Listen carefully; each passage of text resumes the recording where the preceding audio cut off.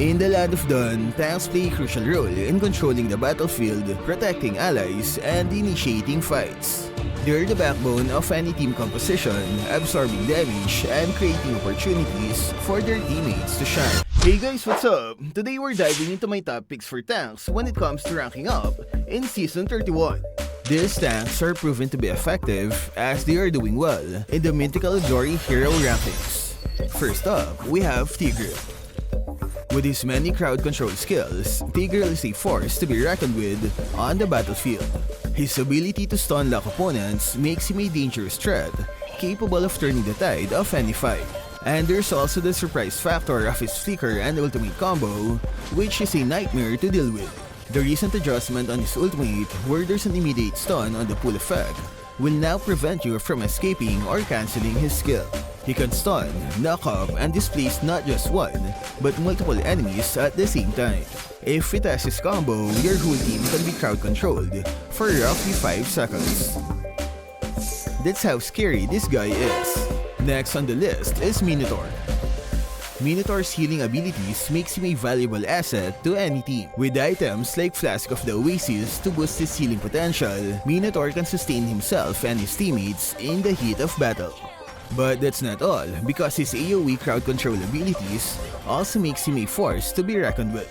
His combo of 3 consecutive airborne effects can be achieved by doing the following. First skill, ultimate, and enhanced first skill.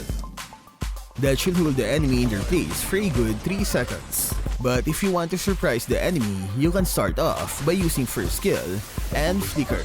And remember, he has a passive skill that can reduce the enemy's armor when applying crowd control.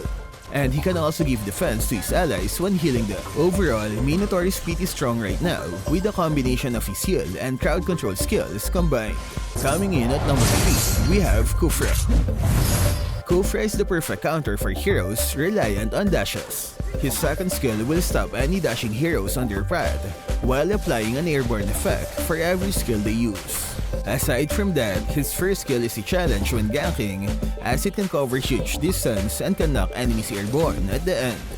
And then there's his ultimate that pulls enemies together toward a wall to stun them. A common trick that Khufra users do is with flicker and ultimate.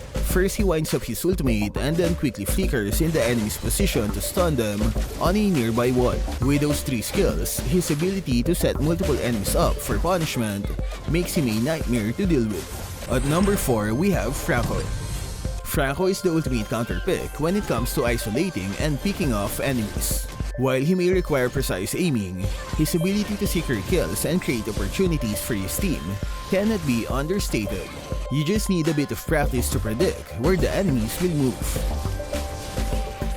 If you're bad at aiming, there's always his ultimate to hold enemies down while your teammates deal damage.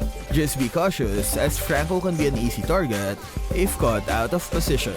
Another downside of Franco are his bush checking ability and his single target feature. But if you can land your hook successfully for a kill, it's enough to put the advantage on your side. But honestly, Franco is just fun to play with because of the satisfaction you get when hooking an enemy. Last but not least, we have Belerick.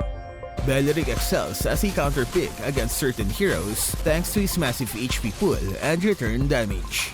His ability to soak up damage and protect his teammates makes him a formidable opponent to face, especially in prolonged team fights. If your teammate is getting attacked, simply use his first skill or ultimate to shift the enemy's focus on you. And normally, you can get a lot of accidental kills because of his passive skill, which is fun for a tank. For Belerick, there can be a lot of delay before his skills can taunt the enemy, but it becomes easier as you practice more. Be near a group of enemies and then use your ultimate to taunt and stop them from using their skills. That should be enough to open a window of opportunity for your teammates. And I'm pretty sure you'd like his tankiness, because every HP stats he gains from equipment and emblems is increased by 30%.